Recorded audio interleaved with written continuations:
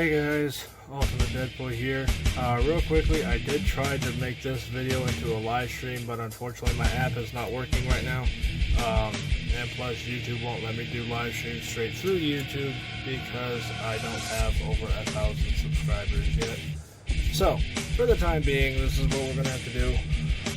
So anyway, we're going to go through as many of these as quick as possible. I'm going to go ahead and go through these two first because I know that these two are going to be the most seriously type ones, and then we'll get into the fun stuff later. So watch this video at the end. I promise you guys are not going to regret it. So let's go ahead and get started. Go ahead and ignore all this stuff in the background. This is just part of what helps me make stop motion stuff. So I'm going to go ahead and start with a car that you guys have already seen before. This is the Battle Shell. It appeared briefly in my old old YouTube channel in the Ninja Turtles movie. And it has appeared in a couple other videos here and there. This is not what it used to look like. These parts, there are a couple of parts that have been added to it. For instance, all the flat panels on the top have been added. A couple panels here. All the chrome that's on here has been painted on. As well as the same thing with the top lid. That sewer line, the lid has a little bit of chrome in it. You can't really see it well, but it's there. And the mechanism that I had to open the back to get characters or the Ninja Turtles in broke, so I had to rebuild it. And I think this one works much better. It's not as open floppy as it is. It actually has interlocking pieces, so I can have it at any spot. Now, the reason I haven't done it the way the semi-truck is because A, I don't know how to do it this way, and B, this is not custom. This is the frame is a Mega Block set. The rest of it is custom built. And also I added different tail lights to this because I thought the ones that were on there were just kind of stupid looking, and I think this looks much better. Let me know what you guys think. So other than that, everything is basically the same. You know, you can open up the top, you can see inside, come around to the back, you can see inside. There's enough space literally for a Ninja Turtle to go into the cab or into the back of the car and be able to do ninja stuff. So, very definitive. So, that's pretty much it. So, on to the next thing. Okay, so this was one of those, hey, let's take a video game designed car and turn it into a model. This is what it is. Is a freaking 1957 Chevy Bel Air as a hot rod taxi cab. It's as stupid as it sounds, but actually it looks pretty cool in the game, and this is basically what it looks like in the video game. I literally did the same thing I did with the Mad Bandit car, the Ghost Rider or the Ghostbusters race car, the Freddy Krueger car, the Mad Max generally.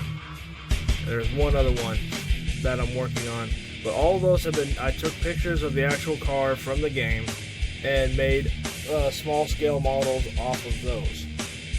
So this is almost exactly what the car looks like in the video game, down to the finest stupid made up phone number that's actually incomplete.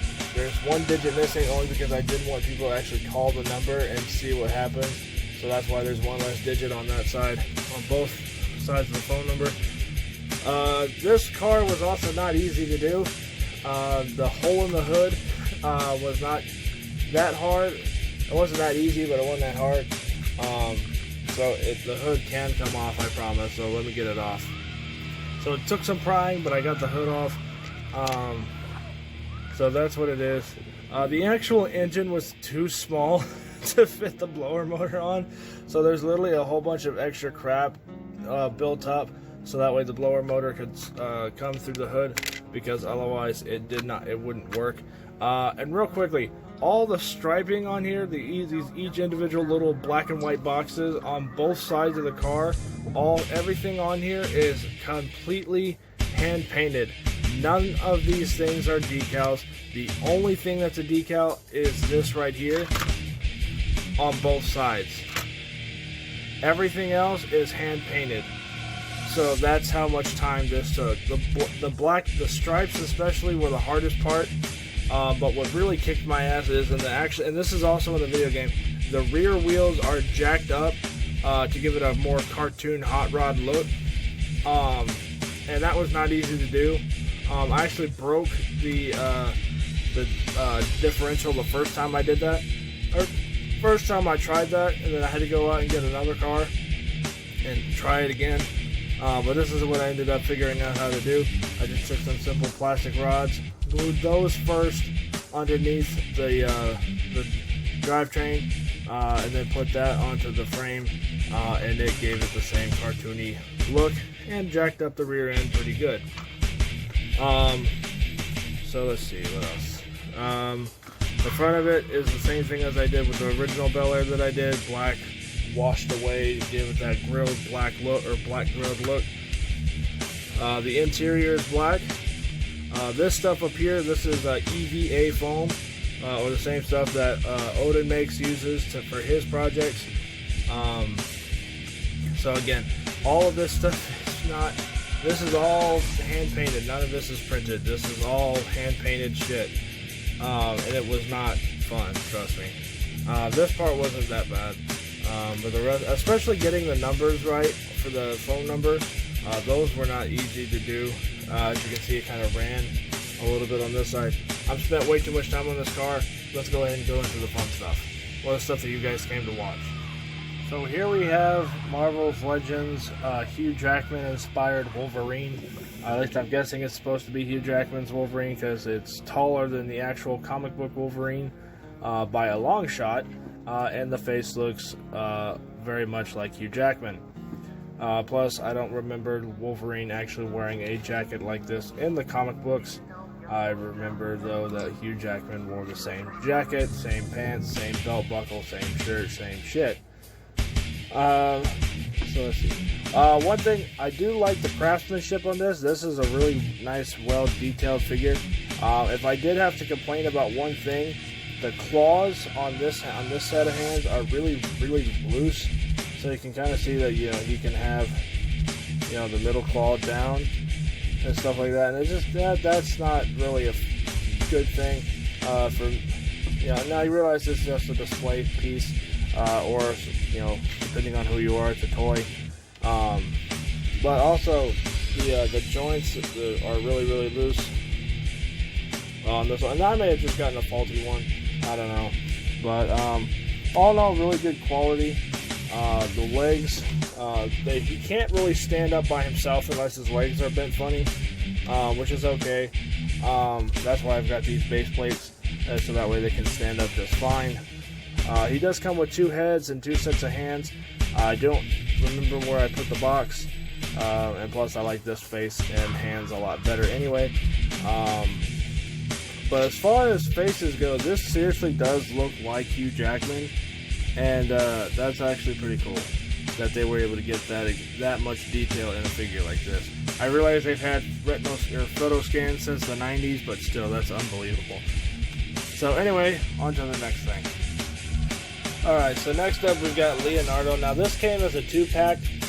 Came with Leonardo and the Shredder. We'll get to Shredder in a little bit. So when I saw this, I immediately went ahead and got it because you guys know me, I'm a Ninja Turtle guy. I have been since I was born. I grew up with the 2003's version of the Ninja Turtles and the 1980s version of the Ninja Turtles. So I am a Ninja Turtle guy when it comes to stuff like this, and I can't help myself. Just like anything Ghostbusters, I can't help myself. So, real quick, right off the bat, this is actually a really cool figure. The detail work is really nice. The bandana and the 2 separate colors here don't make sense, but that's something that I can overlook. And they did the same thing on the elbow pads, the knee pads, the wrist things. They did that all around. They even did it with the actual character. Part of the head is actually a darker green. Same thing with the back with his back and the lower parts of his arms. I don't know what they were doing when they did that, but it's really not that noticeable unless you actually stand there and look at it. and it's something I can overlook. The face is actually pretty cool. And it's funny is I tried this the other day, because I've had these characters for about almost 2 months, and what's funny is the swords can't fit in his sheaths. They don't fit. So it's either he holds the swords or he doesn't have anything at all. And Leo and Shredder have their own accessories. Leo's got the shell cell. Shredder's got the Krang phone thingy. I don't remember exactly what that was called. It was like the interdimensional phone or whatever. And then Leo's got a couple extra hands. Shredder's got a couple of extra hands, and it just helps them hold their other accessories. One thing I will say is Leo cannot stand up straight. I don't know what they did, but for some reason they have the knees going inside the thing, and you cannot turn those to save your life. These are fixed in. You can't have him straight. So for some reason, he can still stand up just by himself. But here's the plate. So he can still stand up just fine just by himself. But if you were to play with this thing, or have something like that, then his leg will bend off to the side, and it's kind of weird, but it's honestly not that bad. So maybe this is actually what they were supposed to do. I don't know, but I did some research online, and I actually saw that all of the Ninja Turtles are like that. I don't know why, but it's kind of weird, because they could have molded the knee pads a little bit different. But it's really just me complaining. This is actually a really cool figure, and this is definitely going in my personal private collection on that display case that I built. And I'm actually gonna have to build another one, because I got a ton of these things. But that's just nitpicky stuff. Other than that, the black highlights to show the muscles are really good. The overall detail is really nice. The colors are really nice. I do think Leonardo was a little bit lighter green in the original cartoon. But that's just, again, that's just me being picky. All in all, really cool figure. And let's go ahead and go on to the Shredder. Alright, next up we've got the Shredder. One of my favorite villains of all time, especially when he's in the 2003 show. If you have not heard the 2003 Shredder's voice, look up Evolution of the Voice of Shredder or something like that, Voice Evolutions or something. Skip to the 2003's voice, and I swear you will never forget that sound. It still gives me the shivers, and I'm almost 20 years old. So that's how terrifying the Shredder's voice, or how powerful the Shredder's voice was in that show. But this is clearly not the 2003's version of the Shredder.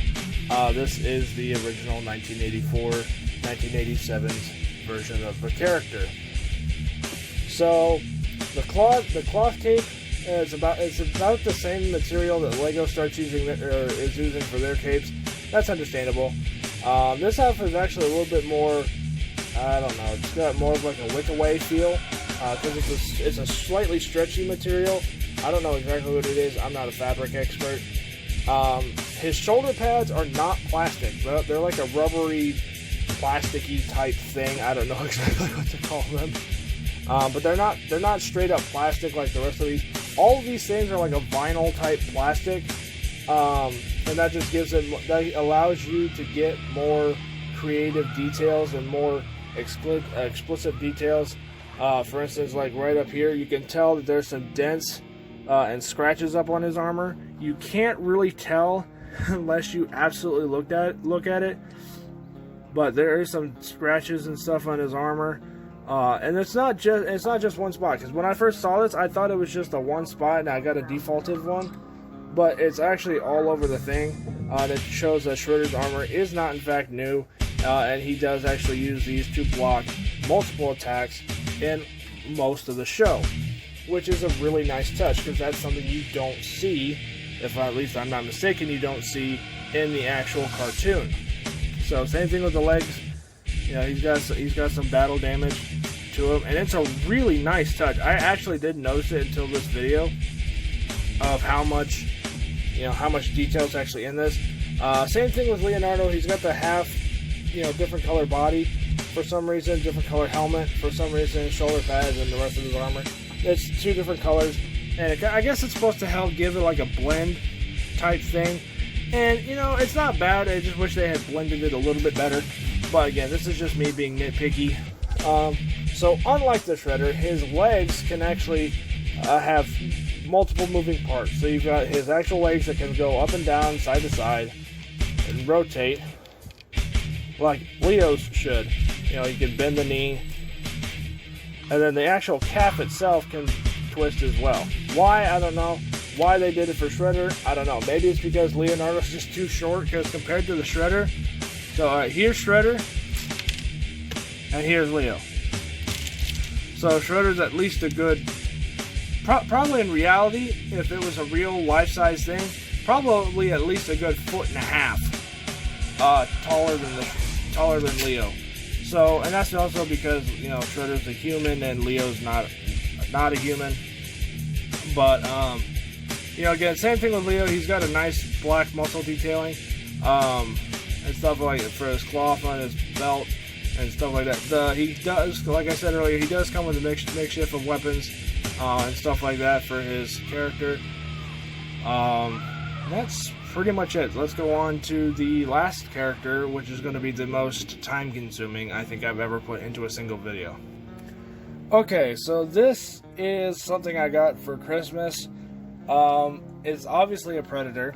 I'm not exactly sure which Predator this is supposed to be. I know NECA has tons of freaking Predators. There's like an entire web page dedicated to how many there are. And it comes with this thing. It's a bendable spear thingy. I don't know. I always called it the fishing hook. But it's bendable, and it goes into this cannon up here. I went ahead and took it off because it's just going to get in my way and it's going to drive me nuts. So this guy, for those of you who may not know, I am a huge fan of the Predators. I love the first movie. The second one is okay. I love both Alien vs. Predator movies. I really did like the 2010's Predators. I was extremely disappointed with the 2018's Predator. But I can watch that and be like, okay, whatever. So, I'm pretty sure that this is like a cyborg, technologically advanced Predator. I didn't bother reading the back of the box, but my brother has the exact same thing. And apparently this guy like actually replaced body parts to become an even better hunter. Like this sick robot hand or sick glove or whatever. It reminds me of freaking Freddy Krueger. So I always, from now on, I'm just gonna call this Freddy, the Predator, or Freddy-er, or whatever. So the Freddy Krueger Predator. I'm sorry. He's got a mask on that, but it doesn't really work. And it also has a really cool effect. So there's an eyeball right here. There's a button up here. You push that button and it activates the Predator laser sighting, which I think is awesome. Because I always loved that weapon in the Predator films. And I didn't know if NECA was going to be able to put that into a Predator. I'm happy that they did. That is so cool. He also comes with his energy shield thing. He has another piece that looks exactly like this. That's supposed to be like where the energy shield stays. So it's like there's this piece, and then there's a piece that looks exactly like this, but it doesn't have the pink energy shield thing. So his back is pretty basic. This whole character is completely just awesome looking. I wish they would put something like this in an actual Predator movie. But this piece can go up and down, and then it can turn. So if you want Predator to have like a, I don't know, like a jetpack or something, you can do it that way. Or if he just wants to have his weapon lowered and ready, and then all of a sudden like, oh shit, I need to get into a fight, throw up your weapon, and boom, boom, you're ready to roll. But otherwise, you know, if your Predator's on vacation or, you know, just enjoying his time at the beach, then he can have the guns down and disabled. So for now, we're just going to go ahead and leave them down. These fingers actually do bend. I don't want to do it because I don't want to break them, but I know that for a fact that they can bend. These things are not plastic. They're like a rubbery type vinyl Same thing with these. They have plastic, but they're like more of a flimsy type plastic. Same thing with some of his blades and stuff on here. The whole character is actually really cool. I love his freaking belt with the skull on there. I love that. That's so cool. I seriously wish that 20th Century Fox or whoever owns the rights to the Predator, you guys seriously need to include a character like this, because, you know, yes, regular Predators are cool, but you got to take stuff from fictional things like the comic books and stuff, because if I'm not mistaken, there's a Predator in the comic books that is similar to this, and I don't remember what his name was. I do remember that the tribe's name is the Yautja, I think is how you pronounce it. But I always call them spider face, because that's basically what they look like. They look like they have spider faces. So like I said earlier, I'm changing subjects way too quickly. But I said earlier that he does have a mask. It does not work really well, and that's the problem with the NECA Predators, is if they have a face helmet mold, they don't really stay on there because of their little fangs on their face. They don't really stay on too well, and having this extra stuff here on the side of his head doesn't help either.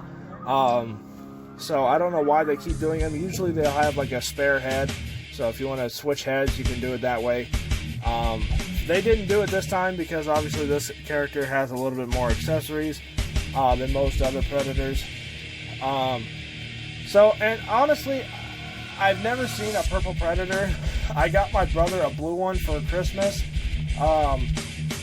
But this is badass. I absolutely love this Predator. This is so cool. Purple is not my favorite color. It's a color I can live with and put up with, but it is not my favorite color. This is honestly really cool. Let's see. So yeah, I went ahead and switched the hands because this is just more badass. I love the gold plating, the overall detail, and that's the thing about the NECA characters, is they're not cheap pieces of shit.